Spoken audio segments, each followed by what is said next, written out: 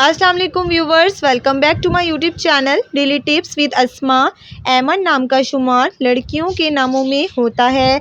ऐमन एक इस्लामी नाम है। ऐमन नाम की इब्तदाई तारीख अरबी ज़बान से निकलती है। ऐमन नाम की लड़कियों के लिए खुशकिस्मत नंबर 6 माना जाता है।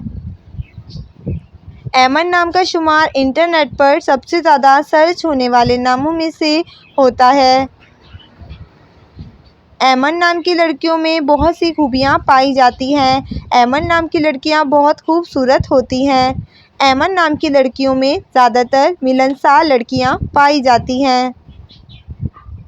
ऐमन नाम की लड़कियों के लिए मुआफ़िक रंगों में सुर्ख और बनफशी रंग शामिल है। ऐमन नाम की लड़कियों के लिए खुशकिस्मत दिनों में मंगल और जुमेरात का दिन शामिल है। ऐमन नाम का मतलब है बेखौफ और महफूज।